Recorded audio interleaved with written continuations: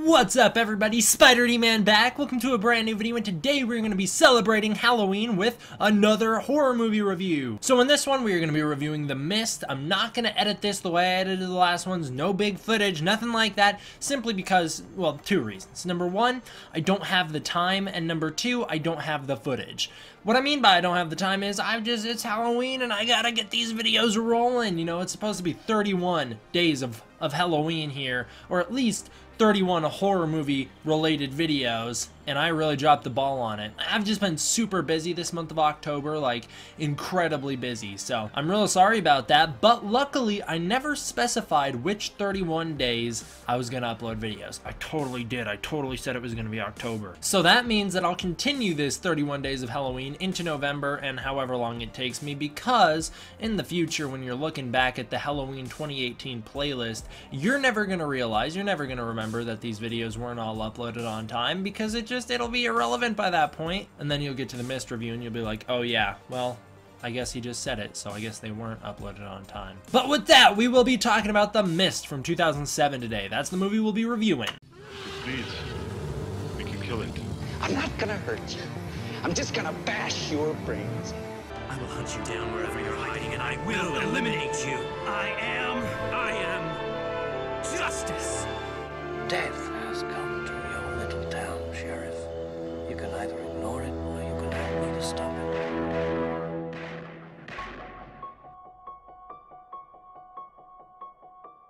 The Mist is a story about a group of survivors who are trapped inside a grocery store together. They have to figure out what's caused the deadly mist outside and how to escape it, as well as how to work together to survive external threats. Now right away, because The Mist is a Frank Darabont movie, it's fairly slow, but it's very character heavy. I'm not complaining about the slow pacing at all. I mean, honestly, with Frank Darabont movies, it's the characters who make the movie, and that is no different here. I mean, this movie is literally nothing without them. The internal struggle between the group is the main source of tension in this movie, and it is by far the most interesting aspect of this movie as well. This is a monster movie where you're not really invested in the monster storyline. You're invested in what's happening with the human characters, and I love that. But, I mean, there are still monsters in this movie. There are monsters in The Mist. It's just like I said, they're nowhere near as prevalent as the human threats and antagonists. They're also not as scary as the human antagonists, because the monsters, they'll eat you.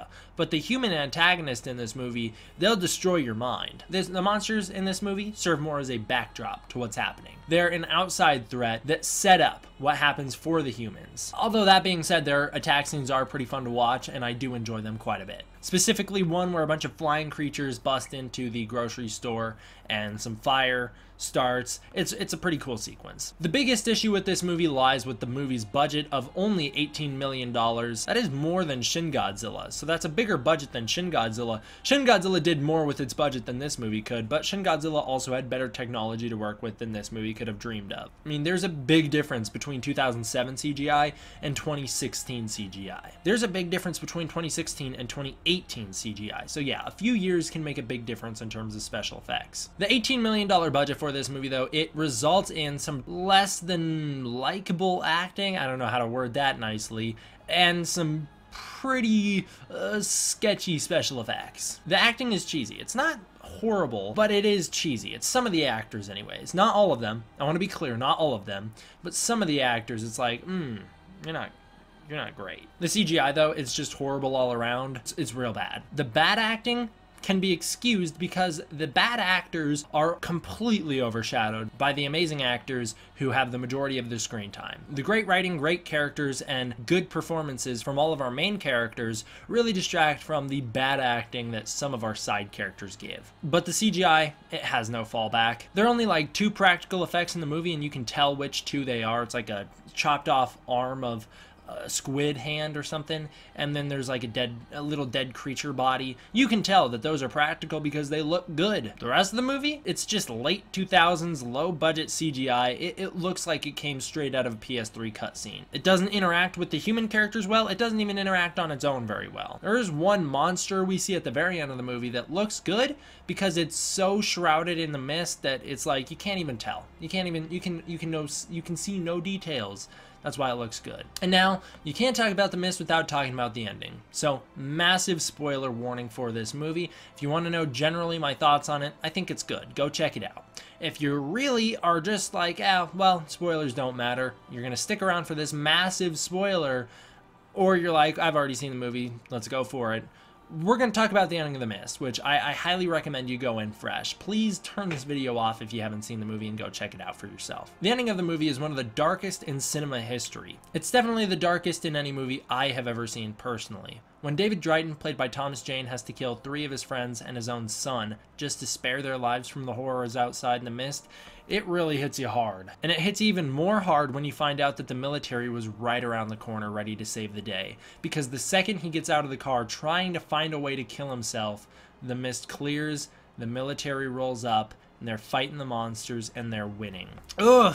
That's such a dark way to end that movie. It'd be one thing if he just kills his family and friends, right? It'd be one thing if that's how it ends. He gets out into the mist and he can kill himself, sure. That's one thing.